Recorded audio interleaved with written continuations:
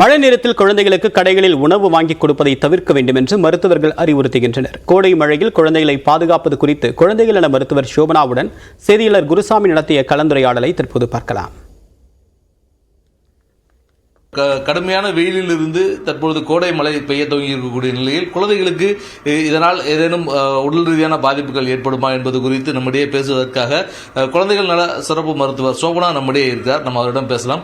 காலையில் வெயில் அடிக்குது, மாலை நேரத்தில் மழை பெய்யுது. இந்த மாறுபட்ட சூழல், காலநிலை எந்த மாதிரியான பாதிப்புகள் குழந்தைகளுக்கு வரும்? குழந்தைகளை இந்த மாதிரியான சூழலிருந்து காக்கிறதுக்கு என்ன செய்யணும்?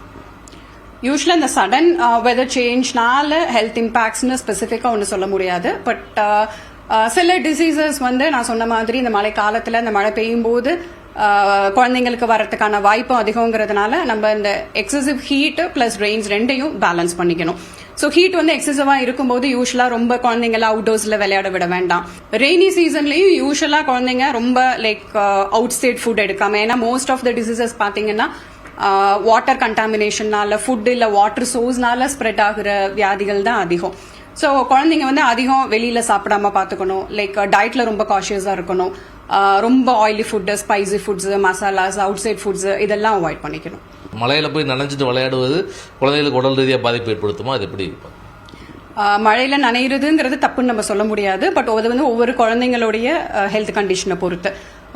யூஸ்வலாவே இந்த மழை காலத்துல பாத்தீங்கன்னா அந்த காத்து மூலமா பரவுற வியாதிகள் அதிகம், எஸ்பெஷலி ஃப்ளூ இல்ல அந்த வீசிங் தொந்தரவு. சில குழந்தைங்களுக்கு சின்ன வயசுல இருந்தே அதிகமா வீசிங் வரதுக்கான வாய்ப்பு இருக்கு. ஸோ எந்த ஒரு இன்ஃபெக்ஷனா இருந்தாலும், எஸ்பெஷலி இந்த வைரல் இன்ஃபெக்ஷன் குழந்தைங்கள்ல சீக்கிரமா ஸ்ப்ரெட் ஆகும். ஒரு குழந்தையிலேருந்து ஒரு குழந்தைங்களுக்கு காத்து மூலியமாவோ இல்ல நெருக்கமா பழகும் போதோ வரதுக்கான வாய்ப்பு இருக்கு. ஏற்கனவே அவங்களுக்கு அந்த அடிக்கடி சளி, இருமல், காய்ச்சல் இல்ல வீசிங் வரதுக்கான வாய்ப்பு அதிகம்ங்கும் போது இதெல்லாம் கொஞ்சம் ரெஸ்ட்ரிக்ட் பண்ணிக்கலாம். யூஸ்வலா வெதர் ரிலேட்டடா இப்போ வார்ம் வாட்டர் குடிக்கணுமா இல்ல கோல்ட் வாட்டர் குடிக்கணுமாங்கிறது கிடையாது. எப்போதுமே தண்ணி காய்ச்சி குடிக்கிறது எப்போதுமே நல்லது. ஏன்னா தண்ணி மூலியமா பரவுற வியாதிகளோட அந்த வாய்ப்பு குறைவாகும். அதனால தண்ணி எப்போதுமே, அது கோடை காலமா இருந்தாலும் சரி இல்ல குளிர்காலமா இருந்தாலும் சரி, கொதிக்க வச்சு ஆற வச்சு குடிக்கிறது எப்போதுமே நல்லது.